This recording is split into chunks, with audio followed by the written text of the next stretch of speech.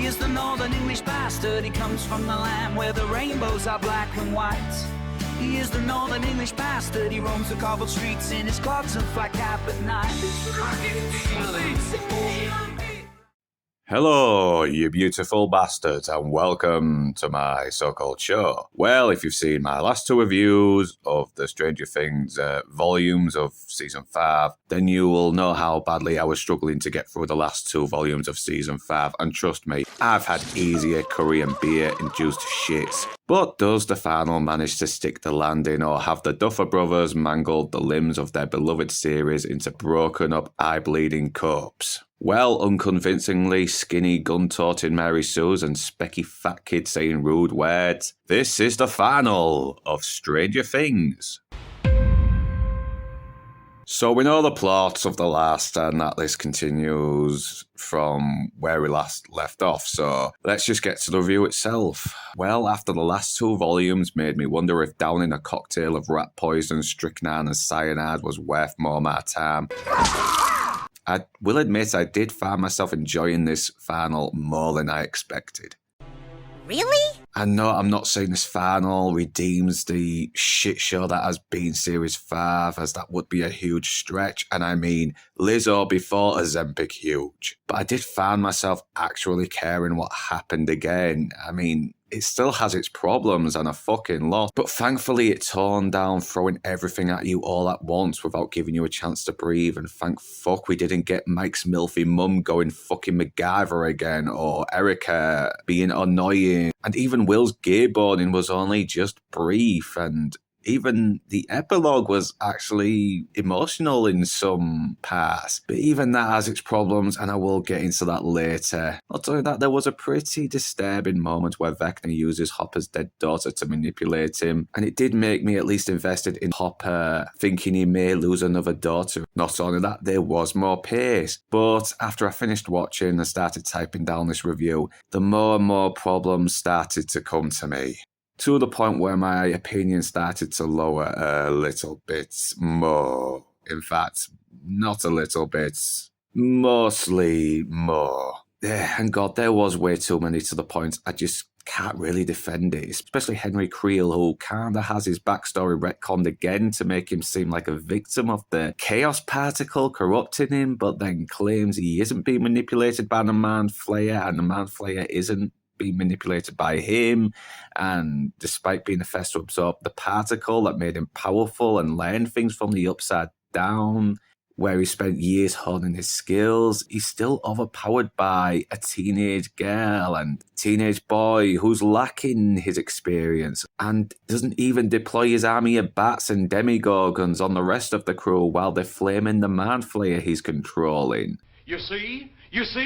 You're stupid minds. Stupid! Not only that, there's a scene at the beginning where Henry uses his desert whale to crush the Upside Down, and everyone's like, oh my god, it's coming down. Quickly, we need to do something before it kills us. But thankfully, it's prevented. And then they just open it up and climb through it anyway, like it's nothing. I mean, what? Oh, for fuck's sake. Not only that, Holly pretty much winds up being a bigger pain in the ass than Princess Peach after she's rescued by Max, 8 and 11, only to get herself abducted again, despite the fact she could have fucking escaped. What a 42-carat plonker you really are! Linda Hamilton is still wasted in this, and Christ, this was fucking Sarah Connor. Yet you could have had her and the soldiers wiped out in the first couple of episodes, and none of it would have mattered. They just seemed like an excuse to have 11 sacrifice herself again, which was done much better in the first series. And you know what? Fuck it, here's my rewrite. Fuck. Lose 8, and after some of Hamilton's soldiers were wiped out by the Vecna, she makes a decision to form a truce with the regular cast, and over the course of the show learns how important 11 is to everyone, making her realise she's a human and not an experiment, causing her to reflect on her ambitions, and even redeems herself by faking 11's death. I mean, okay, once again, not a perfect rewrite, and there probably will still be some plot holes, but at least it would have given her relevance in the plot. And when it got to the Mind Flayer climax, have the Vecna send his army of bats and demigorgons after the gang, and maybe have Hamilton and some of their soldiers working alongside the gang for the epic final battle. Even have the ruthless soldier guy kind of want to work with him as well as a way to get revenge on the Vecna for killing his men. And yeah, I know it would have been another subplot in a sea of subplots, but once again, if some characters were killed off, like maybe have Max die to save Holly in one of the earlier episodes, or even have Nancy and Jonathan die since no one gave a shit about these two since series 3, you could have left some room for Hamilton to have something to work with. Not only that, Eddie's name is never cleared. He's never proven innocent, something the fans have wanted to see since season 4. This was one of the coolest characters whose sacrifice made an emotional impact, especially on Dustin, and he is swept under the rug.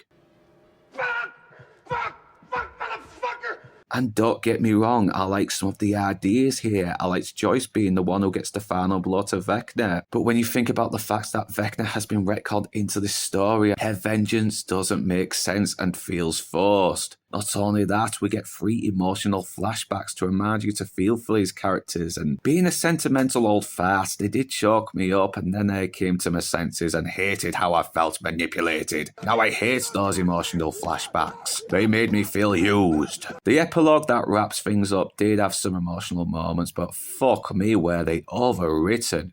Christ, you could have trimmed some of the dialogue. And don't get me started on Jonathan making an anti-capitalism movie because, yeah, capitalism bad. Brought to you by a company that needs to capitalise in order to keep running. I'm retarded?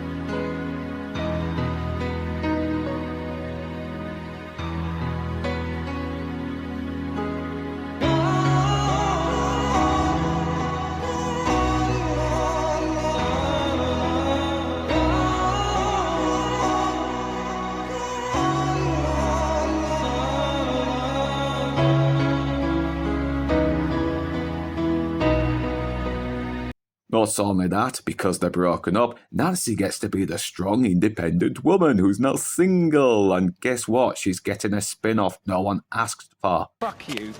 When Dustin and Steven would have been the much better choice for a spin-off. What the fuck, Netflix?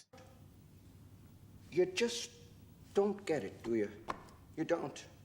But apart from its problems, I did find myself feeling a little sad that we were saying goodbye to these characters. And the final scene where they leave the basement of their D&D pit and the younger cast come in and start playing and Mike looks at them with this very reflective look was, it got to me a little bit, I'm not going to lie. And while there's more problems I have overlooked, and feel free to leave them in the comments, believe me, it'll help the algorithm. This final was better than expected. But then again, that's probably due to the fact that the last 2 volumes set the bar so fucking low, I had to hire James Cameron to go deep sea diving to find the bar and raise it. His name is James Cameron, the bravest pioneer. No budget too steep, no sea too deep. Who's that? It's him, James Cameron. And despite liking this more than the last 2 volumes, this still doesn't excuse the fact that this final season as a whole has been an absolute fucking travesty, especially due to the fact that this is one of the best shows to come out back in 2015, only to destroy its goodwill towards fans with the dumbest creative decisions that made me wonder if my brain was slowly turning to thick, gooey, mushy stuff. So overall, it does stick the landing just, but really it's just best to stick to the first series and avoid the rest. Whether you beautiful bastards are Northern English or not, thanks for watching. And, wait a minute. Did Will die of AIDS 5 years later? Come on, it was the 80s and Will is already getting hard up for a good bumming. Also, what the fuck is he doing in a gay bar when he's not even at the drinking age? Yeah, what the fuck, Netflix? Fuck this, I'm off to the pub. I mean, what's the worst that could happen there, eh?